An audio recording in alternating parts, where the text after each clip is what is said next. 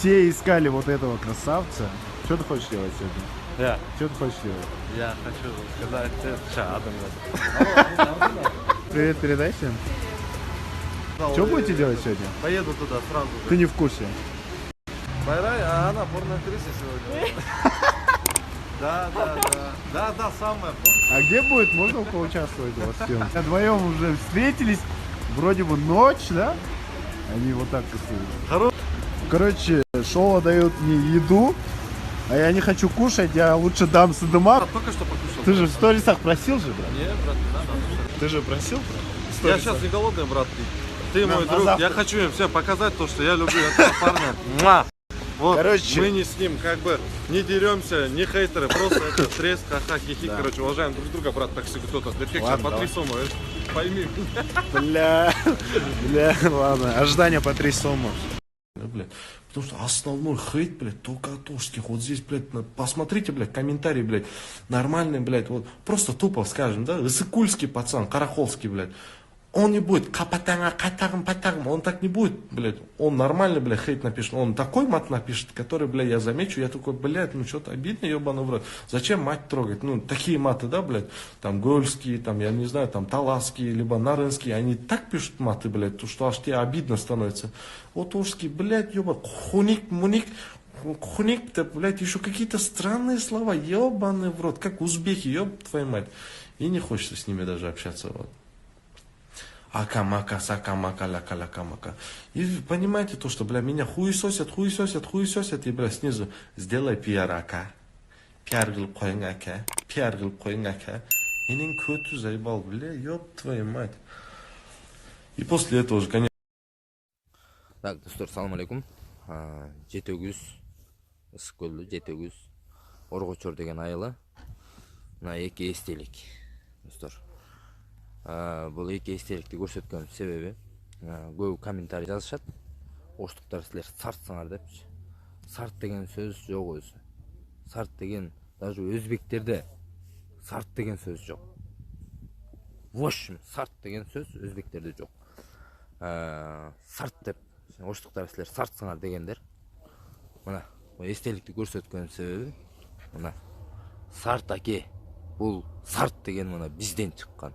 Кыргыздардын Сарт акеси бул. Улуу үчүл Сарт аке мына. Бул Телекмат аке мына. Бул апамдын таятасы болгон, бул апамдын чоң атасы болгон экен. Ошондуктан достор, Сарт аке деген биздин мындайча айтканда уруу болот. Анан оштуктар силер сартсыңар, андай мындай деген сөздүн бир аз түшүнүп алып туруп анан айтсаңар болот. Так что ушундай достор, сарт деген оштуктар сарт эмес. Ушундай. Южный тараптан Ош жалабат, ош жактан аябай көптөгөн маттар келет. Капатаңа, братишка, деп мындай. Север жактан бир аз азыраак келет. Юг жактан бир 70-80% келет. Эркекче мындай недогон сөздөр, недогонный маттар мындай көп жерде мындай юг жак өнүгөлүк чынымен. Бетиңерге эле айтайын мындай Ош жалабат баткен өнүгөлүк. Вот балким сен баткен же Ош бир жактан болуп турсуң, бирок мага чын жүрөктөн жакпайсыңар, чын. Анткени өнүкпөйсүңөр силер. Өнүккөн адамдар бар мындай 20 Ассаламу алейкум, урман достор. Мен бир кино көрүп бүткүчөктө эле уже акыркы киргизген постума 2000ге жакын комментарий болуптур. Анын 70% сөгүнгөндөр, бири-бири менен уруша баштагандар. Ал эми 30% жакшы жазгандар. Мен ал посту киргизгендин негизги максаты ошол жигит журттан, элден кечирим сурасын деген бир максатта киргиздим. Экинчи максат ошого окшогон жан дүйнөсү трайбализмге толгон инсандарга сабак болсун деген бир максатта киргиздим. Бүгүн Ошту жаман көрөлү. Эртең Нарынды, Бүрсүгүн, Көл, Баткен, Талас, Жалал-Абад. Биз бири-бирибизди жаман көрүп неге эришебиз? Биз бөлүнүп неге жетишебиз? Айтыңыздарчы. Бизди Аллах Таалам Кыргызстандык кыргыз кылып, эң негизгиси мусулман кылып жаратты. Биз бири-бирибизди эч убакта жаман көрбөшүбүз керек. Ал жигит алчы сабагын алды, буйруса жетти окшойт, эгер жеткен болсо. Ал эми калган жаштарды биримдикке чакырам. Урушпай эле туугандар. Assalamu alaikum, урматтуу кыргыз элим. Азыр бирөөлөрдүн лентасынан көрүп калдым. Сыдыман деген бир чымо болла кыргыз элини экиге бөлүп ушунча орустарды адам катарына теңеген сөздөрдү айтып, жалпы элдин кадыр баркына, намысына шек келтириптир. Кыргыз элин экиге бөлүп жаруу боюнча да Кыргыз Республикасынын мыйзам чегинде жазык кодексине чоң жаза каралган. Албетте буга укук коргоо органдары дагы чоң баасын берет деген ойдомун. Жана ошондой эле Сыдыман ушул убакка чейин кыздарды жамандап келдиң. Ушул убакка чейин кыргыз кыздарын шерменде кылып келдиң. Кыргыз качан эле өзүнүн кыздарын шерменде кылчу эле? Эгер сен чыныгы кыргыз болсоң, өзүңдүн кыргыз кыздарын элге шерменде кылып көрсөтпөйт элең. Бизге чындыгында ушул Сыдыманга окшогон чыккынчы адамдын кереги жок. Кыргыз элим баарыңарды чакырам, Сыдыманга кирип, бүт баарын жаап таштагыла. Биз Кыргызстан бир бүтүн өлкөбүз. Биз бирге гана, биз бүтүн болгондо гана ийгиликке жетебиз. Баарыңарды биримдикке чакырам. Комментарийда оштук, түндүк, түштүк болуп урушпагыла достор. Баарыңарга Акбек айткандай, ак тарапка азыр мындай кичинекей кадамдарды кылып келатам да. Анан кийин колдон келишинче ак менен Кыргызстанды жакшы тарап менен чыгарганга аракет кылайын деп атам. Всем ассаламу алейкум, друзья. Как вы знаете, я не самый лучший пример для Кыргызстана. Вы сами знаете, чем я занимался до этого. Эфиры, унижал девушек. Мон бардыгын, түйүнөн кетиш керек прям. Я тебе реально говорю, ты мне не нравишься. Смешно, да, блин. Я уже поменялся, я не такой парень, как был раньше. И я снимаю очень хорошие вещи. Вы можете посмотреть на следующем видосике. Эти видосики уже попали на СНГшный уровень.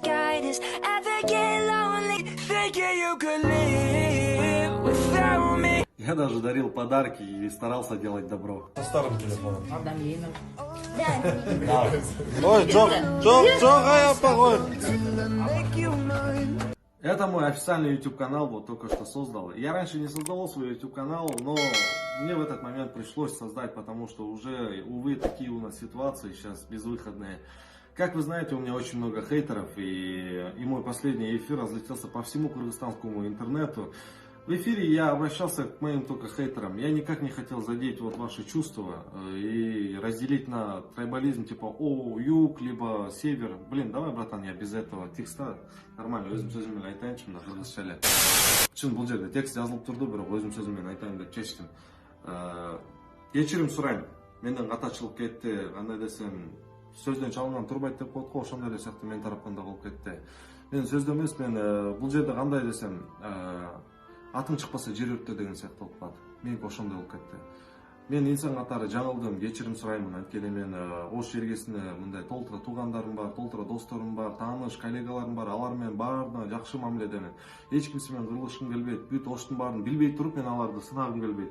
И бул жерден туура эмес видеонун орто жерин кесип туруп, эл журтка таратып, көптөгөн массовый түрдө муну Инстаграмда жарыяланып кетти.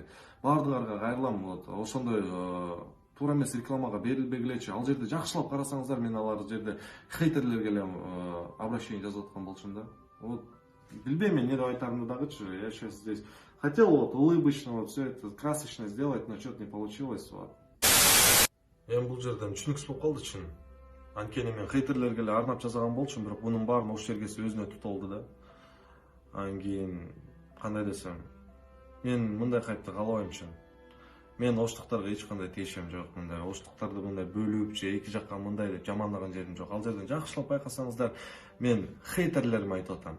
Хейтерлерим көбү өзү Ош жактан болот. Вот мага жаман сөз жазган адамдардын баардыгына эле ошолорго эле кайрылуу болчу. Ошо оштуктарга, мага жаман сөз жазган оштуктарга эле кайрылуу. Бирок баардыгарды мындай өлчөп алган эмес болчумун. Вот. Бирок кандай болбосун, эгерде силерге дагы мындай тийип кетсе жүрөгүңөргө чын жөн эле кечирим сурайм адам катары.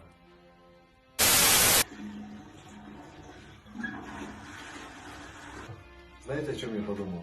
Трайбалист — это тот человек, который провоцирует и распространяет это видео. Ну как-то так. Медленно плывут автомобили или сели на мель, пробки на мили.